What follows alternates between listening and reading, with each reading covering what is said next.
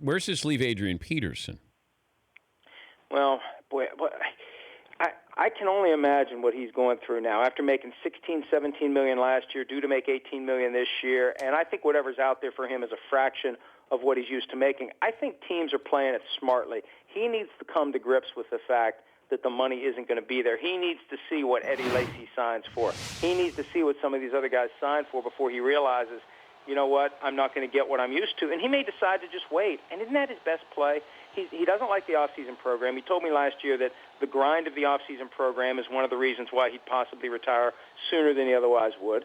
And you wait for somebody to get injured. Running backs get injured all the time. You get a high-profile running back on a successful team, blows out a knee in training camp, preseason, September, October. Here comes Adrian Peterson to the rescue. That may be his best move, and it definitely would give him more leverage if he's operating from that position where they need me because they've lost their starting running back. Colin Kaepernick is not employed now because why?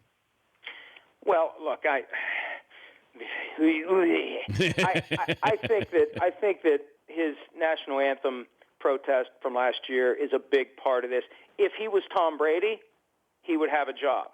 You know, anytime that you create a distraction, and coaches don't like distractions. They don't like anybody who's different. They want these guys to all be robots. They got enough to deal with 53 guys in the locker room. You start bringing in extra issues, it makes it harder to manage your team.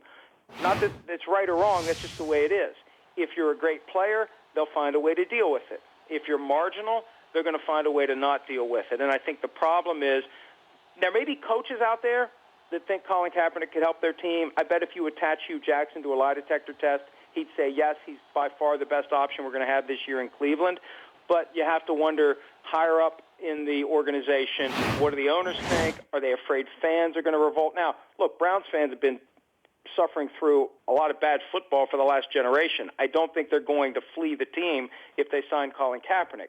But it just may be basic political ideology differences where owners don't want this guy around because they think you should stand for the flag and they think that what he did was wrong, and simply because he plans to stand this year isn't enough to reset the clock to zero. So it has to be a factor. Look at some of the guys who are getting jobs. It has to be a factor.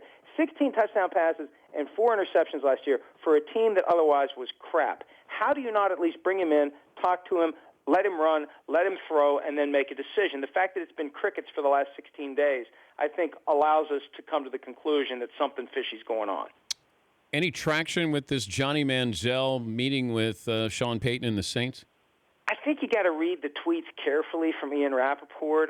It feels like it's an effort by someone, maybe the agent, and this is one of the benefits of having an agent, because the agent starts working the media to breathe life into something and make something seem more than maybe it is.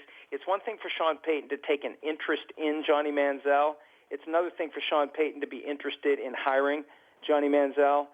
So, again, you have an agent, he starts working the media, these things start bubbling up, and maybe somebody else takes a closer look at him, and that's really all the agent can do at this point. We've seen what happened in 2014, 2015. Every time he convinces somebody he's got his act together, it all falls apart again. And I can't think of a team out there that wants to be the team that becomes fooled the latest time by a guy who says all the right things and then shows up and never does any of the right things necessary to be successful. The Dan Patrick Show, weekday mornings on Audience.